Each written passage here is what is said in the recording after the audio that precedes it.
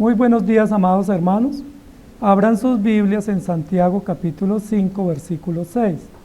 Continuamos nuestro estudio del libro de Santiago que estamos desarrollando bajo el eslogan El Evangelio, un culto hecho vida, la gracia de Cristo nos llena de obras. Y hoy nos corresponde terminar el texto de la primera sección del capítulo 5, que lleva como título en nuestras Biblias, Contra los ricos opresores. Y ese título, que es bastante llamativo, nos muestra que los ricos son denunciados por Dios a través de Santiago y que nosotros debemos comprender la denuncia. Pero también nos muestra que hay unas metáforas o unos usos semánticos que está dando la Escritura para no solamente hablar del rico en dinero, el cual identificamos fácilmente, sino también del rico en pecado. ¿Recuerdan lo que dijimos? Hay dos tipos de riqueza. Los que tienen mucho dinero. ¿Quién no quiere tener dinero? Todos queremos tener dinero, ¿sí? Justificamos incluso el deseo y la búsqueda de dinero y quisiéramos tener mucho dinero, y cuando pensamos solo en la necesidad o deseo de tener dinero, justificamos ese dinero diciendo que haríamos muchas obras, ¿cierto? Si uno se ganara una lotería, uno dice: yo le regalo casa a la abuelita que ya está muerta, a los hermanos que no nacieron, a todo mundo uno le regala porque uno es muy generoso. Justificamos la tenencia de dinero. Sin embargo, Santiago, aunque está hablando de los ricos en dinero, que era parte de la realidad de la iglesia, también de manera mucho más amplia está hablando de los ricos pecadores, es decir, de aquellos que están acumulando pecado y que se han vuelto gordos y satisfechos y duros de corazón, acumulando deleites y viviendo para sí mismos. Si no calificamos dentro de los ricos en dinero, ¿saben en cuál calificamos? En los ricos en pecado. Ahí calificamos, así que para todos es la enseñanza nuestra en esta mañana. Habéis condenado y dado muerte al justo, y él nos hace resistencia. Ese es el versículo de hoy. Habéis condenado. Está el Señor a través de Santiago diciéndonos: vamos ahora ricos, llorad y aullad por las miserias que os vendrán. Un llamado de atención.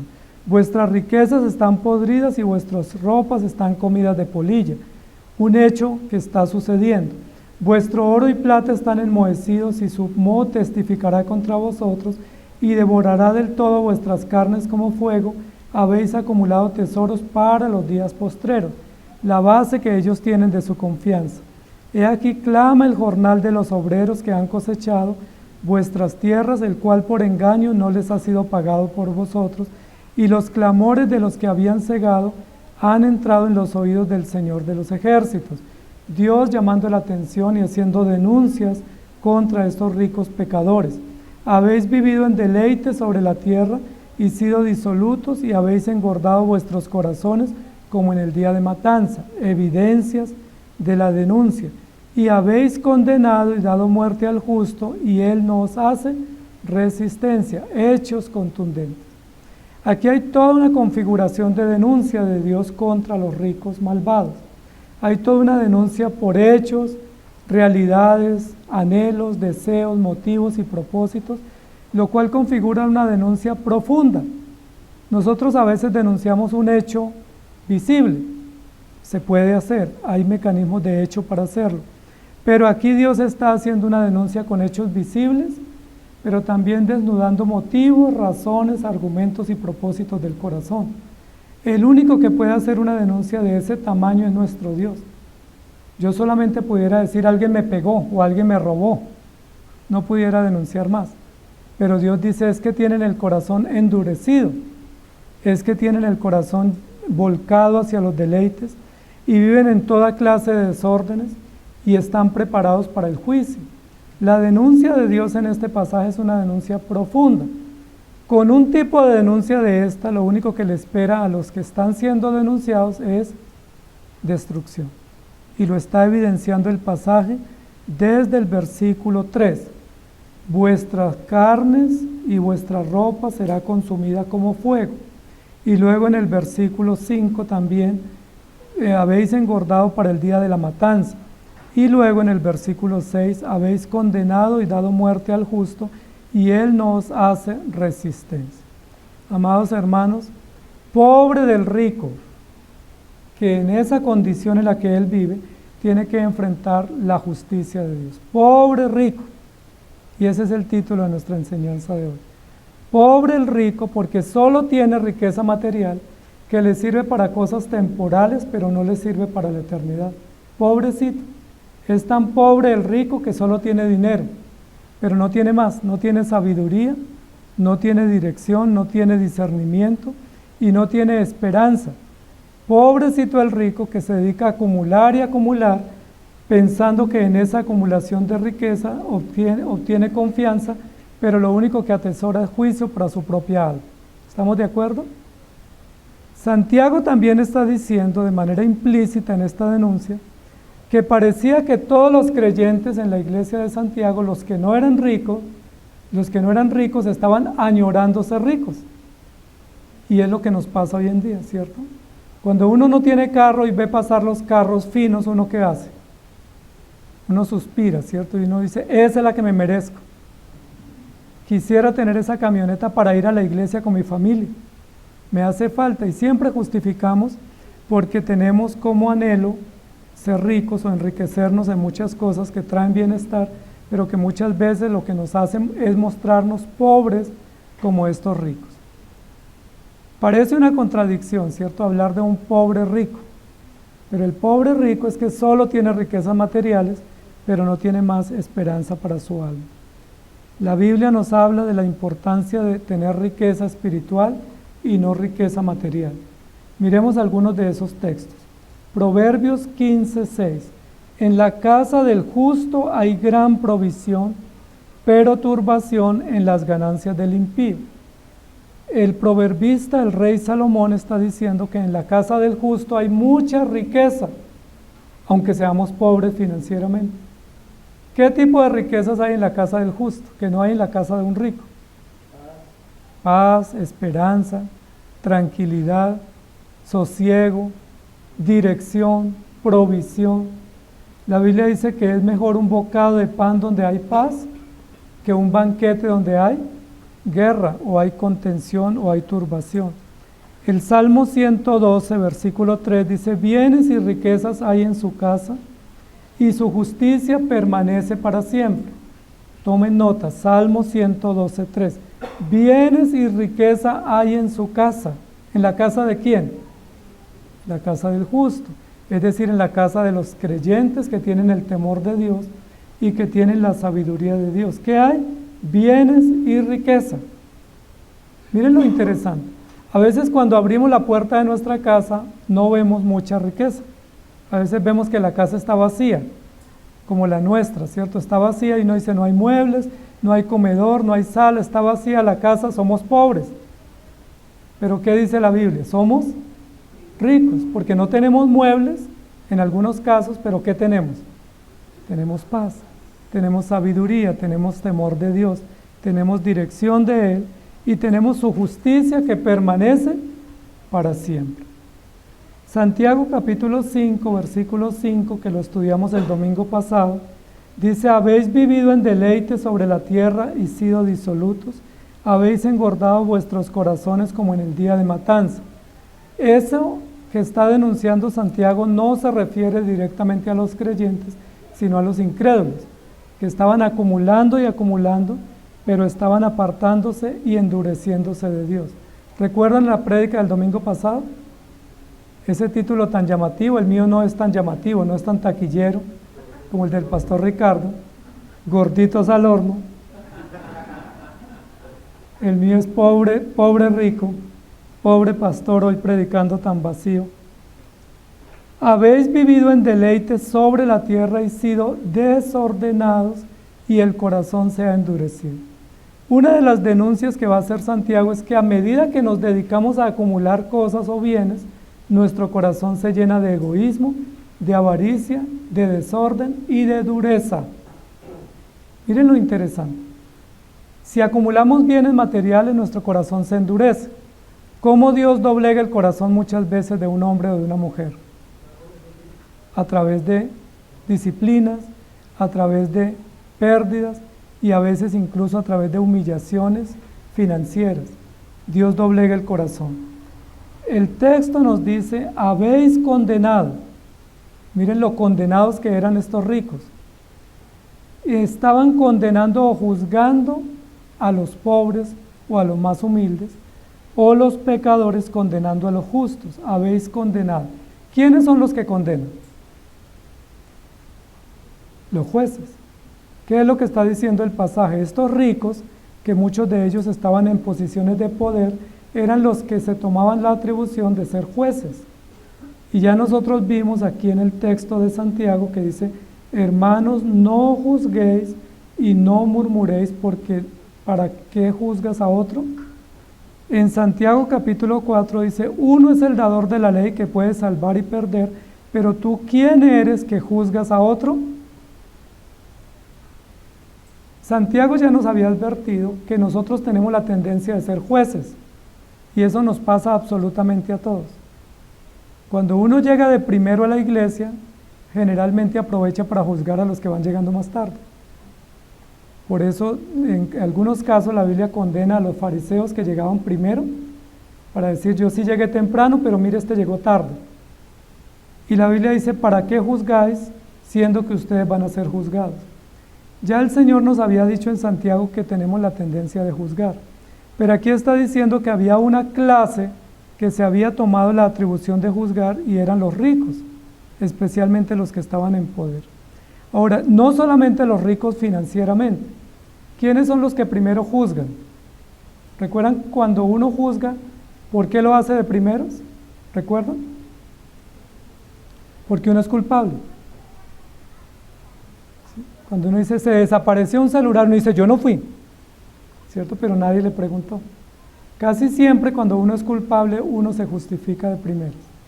Cuando el Señor le pregunta a Adán, ¿dónde estás? ¿Qué has hecho? ¿Recuerdan qué dijo Adán? La mujer que me diste. Pero el Señor no le preguntó por la esposa. En el texto no dice que el Señor le dijo a Abraham, ¿dónde está Eva? ¿O sí le preguntó eso? ¿O qué ha hecho Eva? ¿O cómo le ha ido con Eva en este mes? Pues últimamente hubiera dicho Adán, pero no dijo nada. Adán lo que dijo fue la mujer que me diste, es decir, responsabilizó o culpabilizó a Eva cuando él era responsable directo. Es decir, Adán se defendió porque él sabía que era culpable. Y todo aquel que es culpable lo primero que hace es condenar a otro. ¿Sí se han dado cuenta? Ese es un principio natural de la ley. Cuando el hombre es culpable, se justifica culpando a otro diciendo, yo no fui, y condeno. Habéis condenado, ¿a quiénes habían condenado estos ricos? A justos, a inocentes, a personas que no tenían razón de ser condenados. Ellos los habían condenado porque tenían poder, no solo poder financiero y poder político, sino también poder porque ellos gobernaban la justicia en ese momento. Y eso sucede también en nuestro país. ¿Han escuchado ustedes el dicho, la justicia es para los de Ruana? Es decir, no solo para los de Boyacá, sino para todos. La justicia es para los poderosos que la usan a su favor y condenan al pobre o al humilde o al sencillo. Y eso es lo que está sucediendo aquí. No ha cambiado, amados hermanos. En la época de Santiago, habían también ricos que condenaban a los pobres o a los inocentes para ellos justificarse y para ellos enriquecerse. Y había pecadores que culpaban a otros. Eso nos dice la Escritura. Eran como capataces opresores. Yo no sé si ustedes recuerdan una historia en Éxodo capítulo 3. Éxodo capítulo 3 dice la Biblia que los egipcios o el emperador egipcio estaba oprimiendo excesivamente al pueblo hebreo. ¿Y ustedes recuerdan qué le había hecho el pueblo hebreo a Egipto? Como para que los oprimiera. ¿Cuál fue el delito de los egipcios, de los hebreos? El delito era que ellos trabajaban en el día en la empresa e iban a trabajar en la noche en la casa. Y se multiplicaban en gran manera. Y como se estaban multiplicando mucho, los egipcios lo vieron como una gran amenaza. Y dijeron, no está bien que los hebreos crezcan, van a ser tan poderosos y se va a levantar un ejército contra nosotros, mejor detengamos el crecimiento de ellos. ¿Y qué les impusieron? Más trabajo para que trabajaran horas extras en la empresa y para que llegaran a la casa cansados y no tuvieran tiempo o fuerzas para su deber en casa. Pero recuerda que llegaban cansados, ¿y qué hacían cuando llegaban cansados? ¿Cuál era la terapia para desestresarse? Cumplir su deber en la casa, y se seguían multiplicando. Y como se seguían multiplicando, les pusieron capataces, opresores, que los castigaran sin piedad. La pregunta es, ¿por qué hacían eso contra ellos si no había mérito? Esto aplica para los que dice acá en Santiago, habéis condenado al inocente. Recuerden que no solamente les imponían cargas, sino que cuando las mujeres hebreas estaban embarazadas e iban a dar a luz, el emperador dijo que todos los hijos varones los debían matar. ¿Recuerdan? Habéis condenado al inocente. Desde ahí en adelante hay una situación de injusticia y de maltrato y de opresión. Éxodo capítulo 3 configura todo un cuadro de opresión, un cuadro de castigo y un cuadro de condena al inocente sin razón de ser. ¿Por qué los condenaron a los hebreos a no tener hijos? Es una buena pregunta. ¿Por qué ordenaron la muerte de los hijos de los hebreos? ¿Por qué ordenaron a las parteras de los egipcios que cuando atendieran a las mujeres hebreas, si era un varón, lo echaran al río? Porque habéis condenado al inocente y él no opone resistencia. Ese es un ejemplo extraordinario de cómo se condena sin benevolencia, sin compasión al inocente. Y lo hemos visto en nuestro país, cómo muchas veces las entidades de justicia están contra el pobre o contra el débil y están a favor del poderoso o del fuerte. Lo hemos visto y lo seguiremos viendo. ¿Por qué? Porque los ricos se confabulan contra los débiles y los pecadores contra los justos. Habéis condenado y dado muerte al inocente. Estos capataces proponían libertad, pero eran esclavos, y eran esclavos de su propio pecado y de su propia maldad. Dice la Biblia que ellos se habían constituido en jueces. Habéis condenado y dado muerte al justo. Es muy interesante lo que dice el texto, porque claramente en esta denuncia hay un cargo o un delito contra ellos, y es que habían dado muerte al inocente. Me llama la atención, amados hermanos, yo no sé si en sus versiones está bien escrito, pero aquí dice, habéis condenado al presunto justo. ¿Cómo dicen sus versiones? Presuntamente habéis condenado a un pecador. ¿Dice ahí presunto? ¿Por qué no dice presunto? Porque hoy en día todo pecador es un presunto pecador y todo delincuente es un presunto delincuente. Aunque las evidencias estén, aunque sea apresado en flagrancia, él es un presunto hasta que se demuestre lo contrario. ¿Qué dice la Escritura? Todos somos presuntos pecadores, somos culpables pecadores hasta que se demuestre lo contrario. Habéis condenado y dado muerte al justo. Esto es una denuncia muy fuerte, con una explicación y con un hecho, de haber dado muerte al justo. Es interesante porque este texto habla en singular, no habla en plural. Habéis condenado y dado muerte al justo. ¿De quién se puede estar refiriendo este pasaje? A muchos inocentes que habían sido muertos, a muchos que habían sido perseguidos y atacados por estos imperios, y a muchos justos que habían sido perseguidos. Recordemos, amados hermanos, que en el primero, segundo y tercer siglo de esta era cristiana murieron muchos cristianos, muchos, centenares. Recuerden que Apocalipsis dice que la sangre subía hasta el freno de los caballos, ¿recuerdan? Que eran casi como unos lagares o unos lagos o lagunas de sangre de la muerte de los mártires. Y aquí está hablando de cómo mataban y perseguían a los justos. Pero ¿por qué no usa el plural sino el singular? ¿Error de traducción puede ser? ¿Ustedes qué opinan? ¿Un error de registro? habéis condenado y dado muerte al justo. ¿Qué les viene a memoria cuando el texto dice eso? ¿Recuerdan alguna prédica donde algún predicador antiguo habló de habéis matado al justo? ¿Se acuerdan? Un predicador famoso. Pedro, ¿quién más? Esteban también. Vamos a ir a ver esos textos bíblicos para ver si estamos en lo correcto o estamos especulando nosotros de un presunto predicador. Hechos capítulo 3, versículo 14. Mas vosotros negasteis al santo y al justo y pedisteis que se os diese un homicida. ¿Quién dijo eso? Pedro. ¿Y contra quién lo dijo? Contra el pueblo y contra Pilato. Recuerden que fue Pilatos el que tuvo el veredicto para poder salvar a Jesús y él dijo, lo que el pueblo diga. Pilatos era un gobernador romano y él pudo haber dicho, voy a librar de la sentencia de muerte a Jesús y voy a condenar a Barrabás. Eso lo podía hacer Pilato. No existía una justicia democrática en ese momento, sino imperial. Y él como representante del imperio pudo haber condenado a Barrabás y librado a Jesús. Pero ¿por qué Pilatos, cuando escuchó a Jesús, dijo, yo no hallo en él ningún delito? ¿Recuerdan? Pero luego salió al pueblo y el pueblo les preguntó, ¿qué quieren que yo haga? ¿Y qué dijo el pueblo? Queremos que nos entreguen a Barrabás y crucifiquen a Jesús. ¿Y qué dijo Pilatos? ¿Recuerdan qué hizo Pilatos? Pilatos dijo, yo no tengo ningún problema, el pueblo pide y la voz del pueblo es la voz de Dios. Pilatos es otro ejemplo de un hombre que condena al inocente y al justo y que se lava las manos.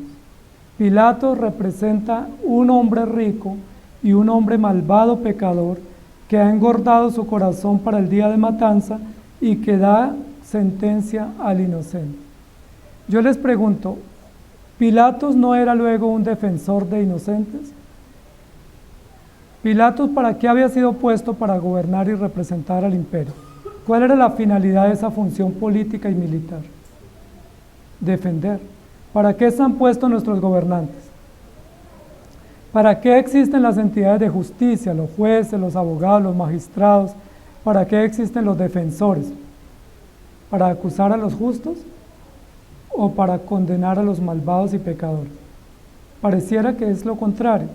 Aquí el texto dice que ellos, pudiendo y debiendo ayudar, dan muerte al justo. No solo lo condenan, no solo lo denuncian, sino que lo llevan a juicio y le causan muerte. Es decir, son genocidas, son homicidas, matando al justo. Y Pedro lo denunció, vosotros negasteis al santo y al justo. Ahora, cuando Pedro dice vosotros, ¿quiénes son vosotros?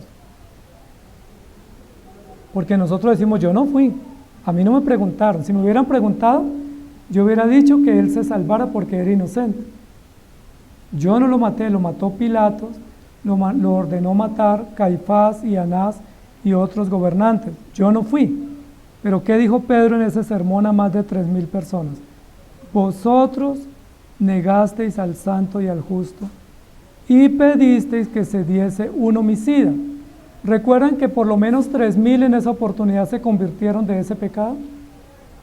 Pedro le habló a la audiencia común y les dijo, ustedes mataron al justo y lo negaron, y ustedes son homicidas porque mataron a un inocente. Y fue en esa oportunidad que ellos dijeron, entonces, ¿qué haremos? ¿Recuerdan? Y Pedro les dijo, pues arrepiéntanse, conviértanse de sus pecados y pidan a Dios misericordia. Y en ese día se convirtieron más de 3,000, ¿fue? ¿O 5,000? Bueno, 3,000. Hechos 22:14. Y él dijo, el Dios de nuestros padres te ha escogido para que conozcas su voluntad y veas al justo y oigas la voz de su boca. Veas al justo, singular, el justo, el justo. El Dios de nuestros padres te ha escogido para que conozcas su voluntad y veas al justo, es decir, a nuestro Señor Jesucristo. Y en Hechos capítulo 7, versículo 52, dice, ¿a cuál de los profetas no persiguieron vuestros padres? y mataron a los que anunciaron de antemano la venida del justo, de quien vosotros ahora habéis sido entregadores y matadores. ¿Quién habló eso? ¿Recuerdan? Esteban, en una prédica que le costó la vida. Él estaba diciendo, ustedes mataron al justo y ellos lo estaban matando a él. ¿Y recuerdan quién estaba ahí como cómplice ese día? Saulo. ¿Y recuerdan quién más hubiera estado también de cómplice si hubiera estado? Nosotros. Nosotros hubiéramos sido cómplices. Miren lo que dice la prédica de Esteban. ¿A cuál de los profetas no persiguieron vuestros padres? Y cuando se meten con la familia de uno se molesta mucho. ¿Sí? Esteban se metió con la familia de ellos diciéndole sus padres o los padres de ustedes históricamente son asesinos, perseguidores y condenadores de los justos.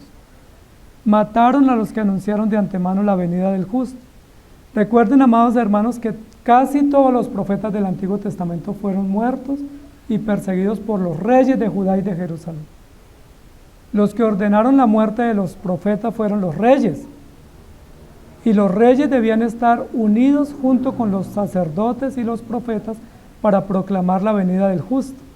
Pero los reyes se pusieron en contra de los profetas y persiguieron a los profetas. ¿A cuáles profetas persiguieron? A los que anunciaban la venida del justo. A los que no mataron fue a los que dijeron paz, paz, paz y prosperidad. A ellos no los mataron, pero todos los que predicaron que el justo venía, los mataron. De quien vosotros ahora habéis sido entregadores y matadores. Amados hermanos, la Escritura nos dice que estos ricos son pobres porque no solamente son opresores acumulando riqueza y juicio, sino que también sentencian al justo a muerte. Es decir, no tienen conciencia de que Dios va a juzgarlos y que eso que ellos hacen con el inocente tendrán que responder. En Santiago capítulo 2, versículo 6, dice, pero vosotros habéis afrentado al pobre. ¿No os oprimen los ricos y no son ellos los mismos que os arrastran a los tribunales? Esta denuncia ya la había hecho Santiago en el capítulo número 2. Vosotros habéis afrentado al pobre. Es decir, en lugar de buscar la justicia de Dios y la justicia del Evangelio, los creyentes estaban buscando justicia en los propios tribunales y dejando que los ricos los oprimieran, y ellos son los que los arrastraban a tribunales de justicia. Amados hermanos, ¿cuán pobre es el rico? El rico en dinero y el rico en pecado. ¿Cuán pobre? Porque solo puede denunciar a otros sabiendo que él es culpable. Porque en lugar de arrepentirse, culpa a otros. ¿Recuerdan cuando le trajeron a Jesús una mujer adúltera? Y recuerdan que Jesús dijo, el que esté libre de pecado, ¿recuerdan qué dice? ¿Qué oportunidad tuvo esa multitud de varones denunciantes? ¿Qué oportunidad tuvo en ese momento frente a Jesús? Arrepentirse. Jesús dijo, el que esté libre de pecado, lance la primera piedra. ¿Qué debió haber hecho el más viejo? Decir, yo soy pecador, yo soy adúltero, me arrepiento. Pero dice la Biblia que el más viejo tiró la piedra y se fue. Y le siguió una fila hasta el más joven yendo, porque todos eran pecadores. ¿Por qué no se arrepintieron? Porque son pobres, endurecidos, engordados, injustos, malvados, que solamente denuncian la maldad de otros en lugar de arrepentirse en ellos mismos. ¿Han escuchado ustedes que cuando uno señala con el dedo, hay unos deditos que lo señalan o lo apuntan a uno? Y eso justamente fue lo que hicieron estos hombres. Denunciaron a una mujer pecadora y efectivamente ella estaba en pecado. Eso era verdad. Jesús lo corroboró, dijo, vete y no peques más. La pregunta es, ¿y ellos no estaban en pecado? ¿Qué hacía un pecador trayendo a otro a denunciarlo? ¿No era más fácil para él arrepentirse? Cuando Jesús habló con el joven rico y le dijo, una cosa te falta, ¿no era más fácil para ese joven rico procurar lo único que le faltaba que dejar y abandonar todo? Sin embargo, dice la Biblia que se fue triste porque tenía muchas posesiones. Amados hermanos, los ricos capataces y los ricos jueces serán juzgados por el Señor. Habéis matado al justo, habéis condenado y dado muerte al justo. De manera indirecta, Santiago probablemente está dando a decir o denunciando que estos hombres también son cómplices de la muerte de Jesús. Porque aún los que nacimos después de la muerte de Jesús somos cómplices de su muerte, porque somos pecadores y porque hemos acusado al justo de no ser capaz de salvarnos o de no ser justo. Y ellos dieron muerte al justo. ¿Recuerdan quién fue el Santiago que escribió esta carta? Recuerden que hay varios Santiagos en la Biblia. ¿Recuerdan quién fue este? El hermano de Jesús. Santiago pudo haber dicho, habéis condenado y dado muerte a mi hermano. Lo hubiera podido hacer así, ¿cierto? Pero ¿por qué no lo hizo? Porque él está predicando el Evangelio y porque no está defendiendo la causa de su hermano, sino presentando el Evangelio, denunciando las injusticias del pueblo y diciendo ustedes dieron muerte al justo. Hoy en día existe un tipo de justicia que no es la justicia bíblica y es la justicia personalizada. ¿Han escuchado esa justicia? Hoy en día todo es personalizado y uno se siente feliz cuando uno pone a su hijo a estudiar en un colegio personalizado. ¿Sabe qué significa eso? Que toca pagar más. Si usted quiere un entrenador personalizado, le toca pagar más. Un profesor personalizado, le toca pagar más. Si usted quiere un consejero personalizado, también. Pero aquí lo que está diciendo es la justicia se ha personalizado. Es decir, cuando llega alguien a pedir justicia, los jueces o los encargados de administrar justicia miran a esa persona y de acuerdo a su apariencia, le elaboran su propio vestido de justicia. Uno dice, bueno, si es personalizado me encanta porque es a mi medida, pero resulta que no era a la medida del cliente, sino a la medida del juez, a la medida del interés del juez. Habéis condenado y dado muerte al justo.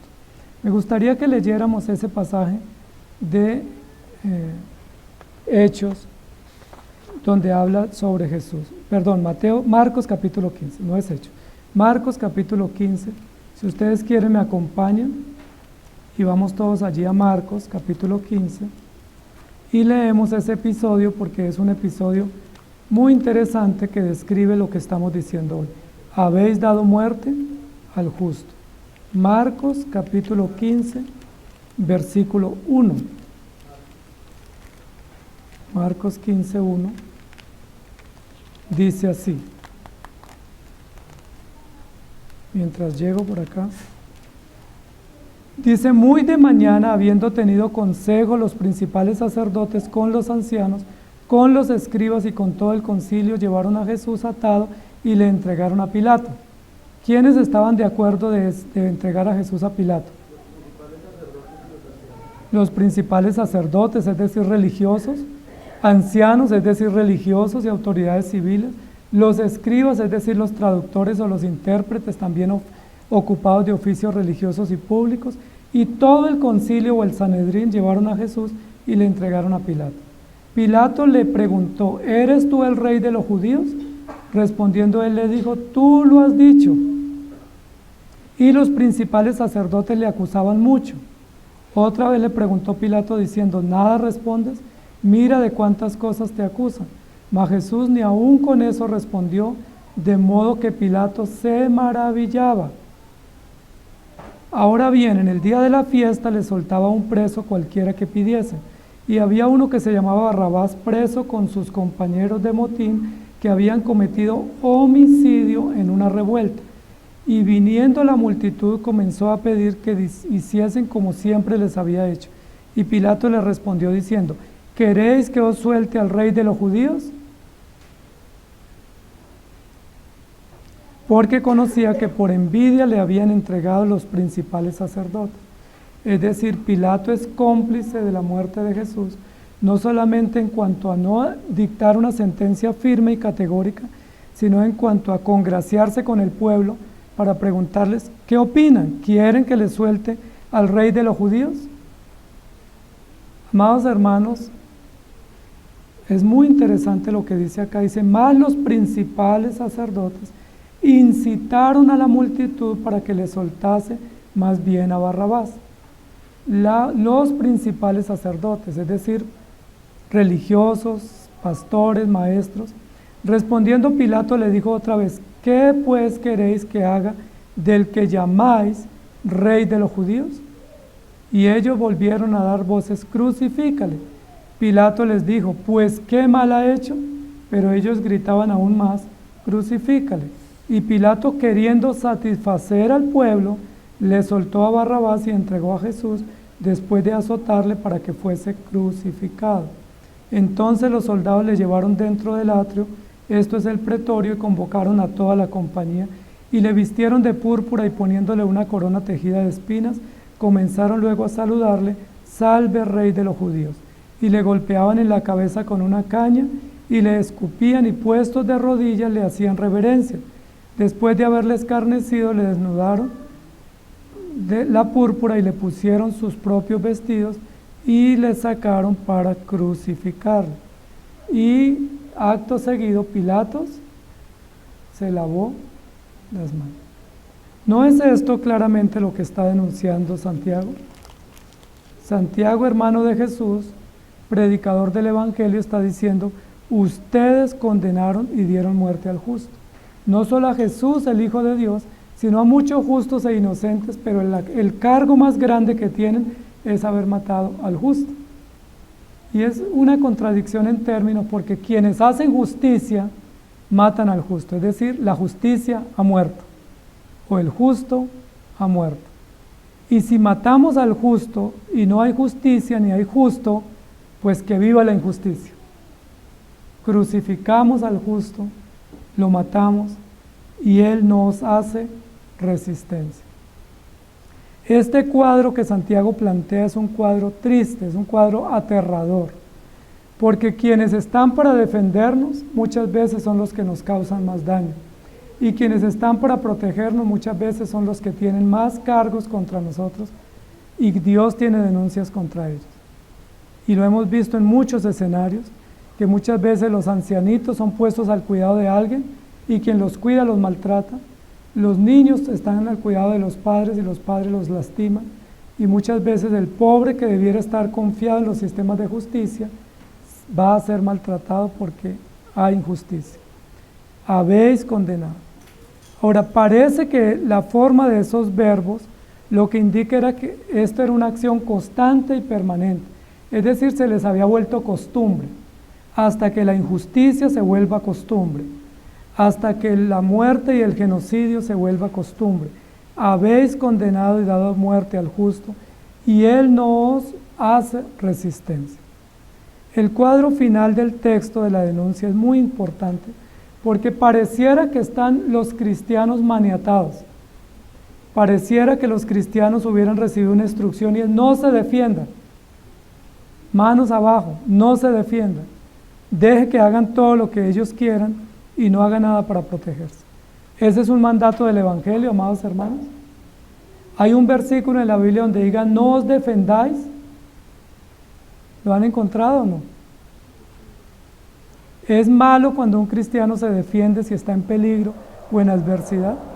¿Debe defenderse o no?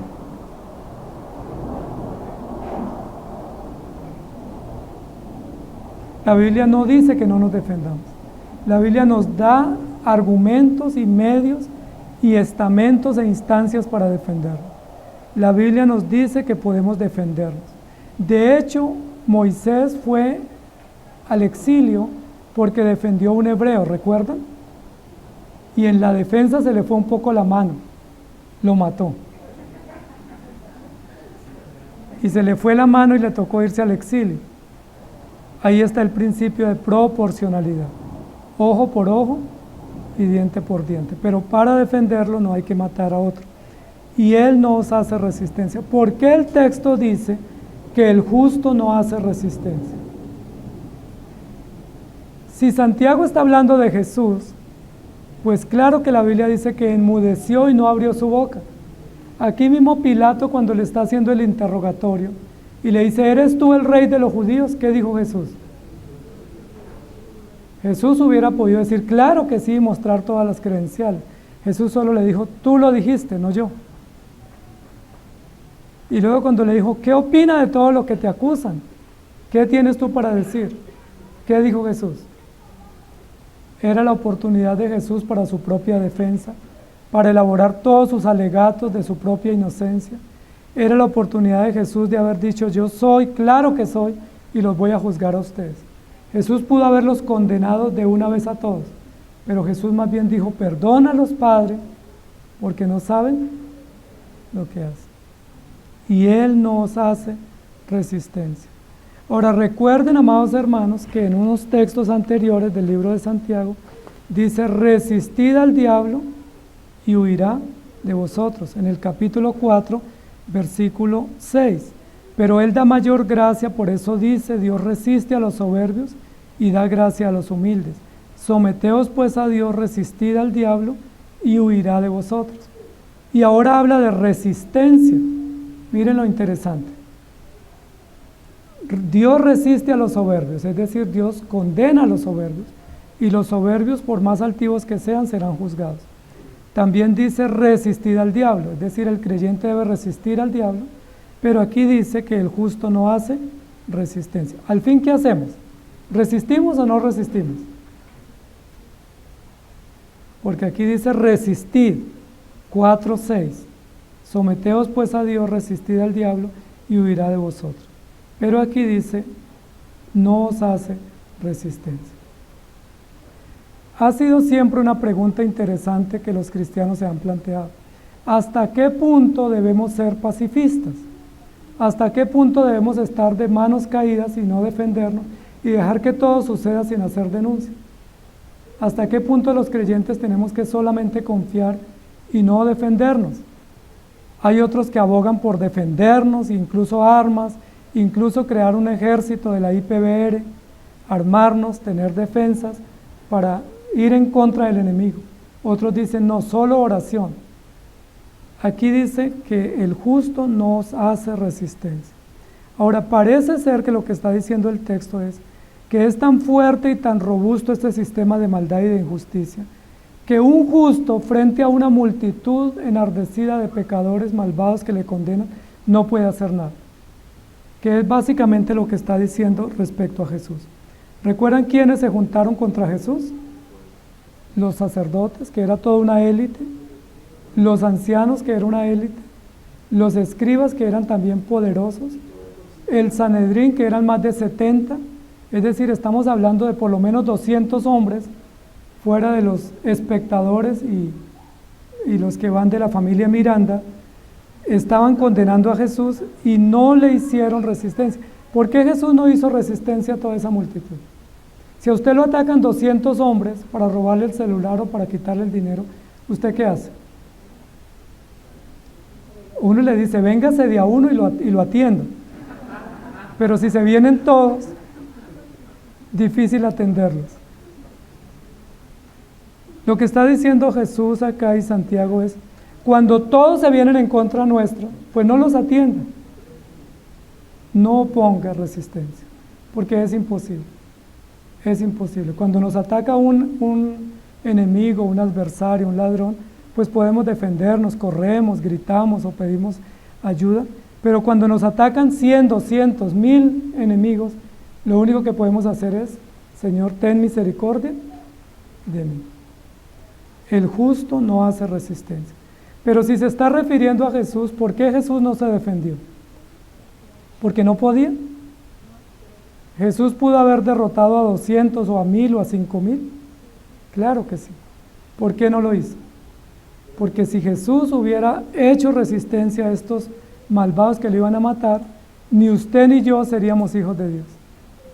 Si Jesús hubiera sacado todos sus poderes, si hubiera dicho a tierra a todos y los hubiera matado con el espíritu de su palabra, usted y yo no seríamos hijos de Dios. Si Jesús hubiera opuesto resistencia para ir a la cruz, nosotros estaríamos esclavos de nuestros pecados y condenados a muerte. ¿Qué fue lo mejor para Jesús? ¿Y qué fue lo mejor para nosotros? Que Jesús hubiera enmudecido y no hubiera abierto su boca y no hubiera opuesto resistencia. Miren lo maravilloso. Nosotros decíamos o diríamos, ¿por qué no se defendió? Tan cobarde, ¿cierto? pudiendo haberse defendido. ¿Recuerdan cuando le dijeron, si eres hijo de Dios, bájate de esa cruz? Jesús es hijo de Dios, ¿se pudo haber bajado? Claro que sí, ¿por qué no lo hizo? ¿Por qué no lo hizo? ¿Por cobarde o por valiente? Y ahí viene una pregunta, ¿qué es ser valiente? ¿Y qué es ser cobarde? Porque el valiente dice, venga, me arremango y nos golpeamos. ¿Sí? Venga, lo atiendo. El valiente, ¿qué dice? ¿Qué es lo que Dios quiere que yo haga? ¿Cómo debo obrar? ¿Y qué es lo que debo hacer? Lo que está diciendo aquí Santiago es, a la injusticia y a los malos y a los malvados, Dios los resiste. ¿Recuerdan lo que dijimos en el 4.6, 4.5 y 4.7? ¿Quién resiste a los soberbios? Dios. Es decir, ¿nosotros nos tenemos que enfrentar con los soberbios? ¿O quién los va a enfrentar por nosotros? Si Dios los va a enfrentar, ¿qué debemos hacer nosotros? Bajar las manos, confiar, esperar, porque Dios nos defiende. La Biblia dice que Dios defiende la causa del pobre, de la viuda, del huérfano, del desvalido, y que si nosotros nos defendemos por nuestra propia cuenta, no dejamos lugar a la ira de Dios. Mía es la venganza, dice el Señor, yo pagaré. Así que si hay adversarios injustos y malvados que nos quieren causar daño, debemos clamar a Dios para que Dios los resista por nosotros y no que nosotros los atendamos, porque con toda seguridad vamos a quedar mal. Y pensando ser valientes, terminamos siendo cobardes. ¿Recuerdan cuando Pedro sacó la espada para defender a Jesús? Un discípulo armado de poder, un discípulo con una espada defendiendo a Jesús. Cualquiera de nosotros hubiera dicho, qué bien, Pedro es muy valiente. Sacó una espada para defender a Jesús. Pero ¿qué le dijo Jesús? Guarda tu espada en su funda, porque no es así como se libra la batalla del Evangelio. No es con armas carnales, sino con armas poderosas en Dios para la destrucción de fortalezas. Si causan daño a los justos, el cristiano debe tener esperanza en el Señor. Porque si opone resistencia, lo más probable es que esté obrando como cobarde y no como valiente. La Biblia dice que debemos pedir a Dios que nos guarde y nos libre. Amós capítulo 2, versículo 6. Así ha dicho Jehová, por 3 pecados de Israel y por el cuarto no revocaré su castigo, porque vendieron por dinero al justo y al pobre por un par de zapatos. ¿Quién está defendiendo a la nación de Israel? Dios. Isaías 3:10, decida al justo que le irá bien, porque comerá los frutos de sus manos. No importa que lo maten y lo condenen, si el justo está en Dios, le irá bien, porque mejor le va al justo que al impío. Amós 5:12, porque yo sé de vuestras muchas rebeliones y de vuestros grandes pecados. Sé que afligís al justo y recibís cohecho, y en los tribunales hacéis perder la causa de los pobres. Cualquier parecido con la realidad es puro nuestra nación y nuestros sistemas jurídicos. Santiago 5:4, he aquí clama el jornal de los obreros que han cosechado vuestras tierras, el cual por engaño no les ha sido pagado por vosotros, y los clamores de los que habían cegado han entrado en los oídos del Señor de los ejércitos. Miren lo interesante, los oprimen, los ponen a trabajar doble turno, no les pagan y si cobran los matan. Entonces mejor trabaja y no cobre para que no lo maten, para que el rico se enriquezca y para que el injusto acumule más injusticia. Y en Romanos 12, versículo 20, no os venguéis vosotros mismos, amados míos. Ese texto sí que nos molesta a nosotros, ¿cierto?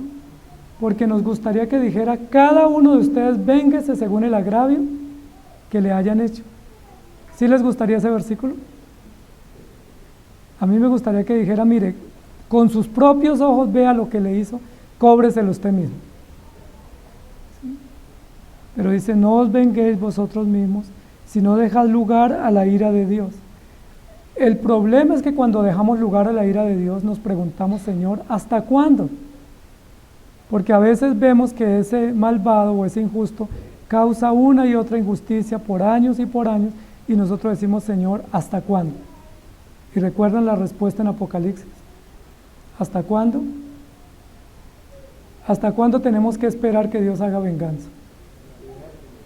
Me hubiera dejado a mí, yo lo hubiera hecho enseguida. Moisés la hizo enseguida.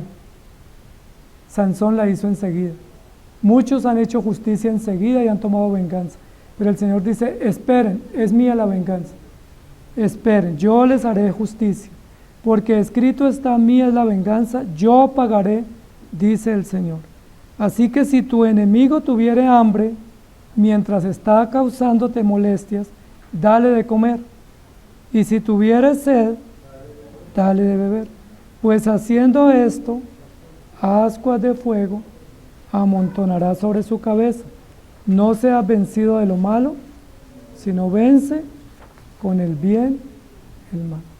Qué consejo más extraordinario y contra el sentido nuestro, porque yo tendría una versión distinta. Si te hacen algo malo, devuélvele, igual el mal. Si te están haciendo mal, quítales el habla, no les des comida, no les des agua y bloquéalo y sácalo de tu lista. Pero la Biblia dice, si te hacen mal, hazles bien. ¿Cuán difícil es? ¿Cuán imposible para nosotros hacer? Esa es la forma como se resiste al diablo. Resistimos al diablo con buenas obras, resistimos al diablo con sabiduría y resistimos al diablo no obrando como él obra contra nosotros. Jesús pudo haber condenado a los que lo estaban matando, pero Jesús dijo, Padre, perdónalos. Esteban lo estaban apedreando, estaban linchándolo y estaba desangrándose, y Esteban muriendo estaba diciendo, Padre, no les tomes en cuenta a estos hombres este pecado. Amados hermanos, esa es la resistencia nuestra, resistir o morir, pero no es resistir vengándonos y haciendo justicia por nuestra fuerza, sino resistir firmes en la fe. ¿Qué es lo que está diciendo aquí? Este justo no puso resistencia, es decir, él resistió en la fe. ¿Qué hubiera pasado si en el último minuto estos justos hubieran hecho como Demas? ¿Recuerdan qué hizo Demas? Demas me abandonó amando este mundo más que las cosas de Dios. Hay algunos que cuando están en opresión y cuando se les indaga sobre si son hijos de Dios, dicen, yo no soy. Pedro es un ejemplo. Pedro dijo, si me es posible morir, moriré por ti. Y cuando le dijeron, tienes un acento parecido al nazareno, ¿qué dijo Pedro? Ay María, pues hombre, yo parecido al nazareno. Yo no me parezco a ninguno. Han dado muerte al justo y él no os hace resistencia. ¿Por qué no hace resistencia el justo y se deja matar? Porque él resiste firme en la fe. El que resiste firme en la fe no se ocupa de resistir al enemigo. ¿Me hago entender? Porque son dos enfoques distintos. O me enfoco a resistir firme en la fe o me enfoco en defenderme. Si yo me enfoco a defenderme, no resisto en la fe. ¿Recuerdan que así hizo Sansón? Sansón se enfocó en buscar una quijada para matar unos filisteos, en saber cómo filtrar a los filisteos y matarlos, pero no se ocupó de sí mismo. La Biblia dice, ocupados de vuestra salvación con temor y temblor. Entonces, amados hermanos, no resistan al enemigo. ¿Saben qué es lo que hay que resistir? Firmes en la fe. Es la forma como se denuncia al enemigo, resistiendo firmes en la fe, aunque eso nos cause grandes aflicciones e incluso muerte o incluso condenas. Habéis condenado y dado muerte al justo y él no os hace resistencia. Y termina el párrafo. Y llama la atención que este párrafo termine de esta forma tan pasiva. Uno diría, no, pues échenlos a la cárcel, métanlos, júzguenlos, condenen a estos malvados ricos opresores. Pero el texto termina con una nota baja diciendo, el común denominador de ellos, el lugar común de ellos es dar muerte al justo. Y los justos se dejan matar. Amén. ¿Sí me hago entender? Los malos siempre han perseguido a los justos tienen todas las herramientas del poder para acusarles, y los justos lo único que pueden hacer es decir, Señor, ten misericordia de mí, y dejarse matar. Así se dejó matar Jesús, así se dejó matar Esteban, así se dejaron matar los discípulos, Así se dejaron matar cientos de cristianos en todas las épocas de los tiempos. Y la pregunta es, ¿cómo nos tocará a nosotros? ¿Crear un ejército? ¿Los defensores de la fe? ¿Los guardianes del Evangelio? ¿O mantener la fe, el amor y la esperanza firme en el Señor? ¿Seguir el ejemplo de Cristo aunque nos maten o nos lleven a los tribunales? ¿Qué sería más loable para ustedes y para el Evangelio? ¿Poner resistencia o no poner resistencia? Nuestro corazón se resiste a decir que no resistirnos a ello, pero que Dios tenga misericordia de nosotros, porque estos ricos son pobres, porque solo tienen injusticias, cobardía y miseria en su corazón, pero aquellos que tienen sabiduría, que se dejan matar por las injusticias de los injustos, tienen el Evangelio en su corazón y tienen esperanza. ¿Recuerdan cuando Esteban murió cómo era su semblante? No podemos describir el semblante de Esteban, dice la Biblia, el rostro de Esteban resplandecía como el de un ángel. Era un semblante apacible, tranquilo, sereno, confiado. ¿Por qué tenía ese semblante Esteban? Porque su corazón estaba en paz. ¿Y saben qué fue lo último que hizo Esteban antes de morir? Se inmortalizó con una prédica. Esteban pudo haber puesto eso en conocimiento de autoridades, pudo haber salvado su vida no predicando, pero Esteban predicó el Evangelio y les dijo, ustedes mataron al justo y ustedes tendrán que responder. Ahora, no solo por el justo Jesús, sino por el injusto Esteban también que mataron. Y Él nos hace resistencia. Amén. Que el Señor nos ayude. Señor, gracias te damos por tu palabra, porque nos recuerda que la mayor riqueza es tenerte a ti, confiar en ti y vivir para ti. Porque nos recuerdas a través del Evangelio que no es rico quien tiene dinero, que no es rico quien tiene posesiones, que es rico quien tiene a ti como tesoro y quien tiene el reino de los cielos como ganancia. Que es rico aquel que espera en ti, que tiene paz, gozo y esperanza en su corazón. Que la riqueza no es la riqueza de este mundo la que vale la pena, sino la riqueza virtuosa, la riqueza basada en el Evangelio, la riqueza basada en la fe que es a través de Cristo el perdón de nuestros pecados. Los que estamos aquí somos pobres financieramente, pero somos ricos en ti, tenemos tantos bienes, tenemos tantas virtudes, tantos tesoros, somos millonarios, somos ricos, somos abundantes, generosos, porque tú nos has bendecido con toda bendición espiritual. No somos unos pobres ricos, sino que somos unos ricos en ti. Gracias te damos.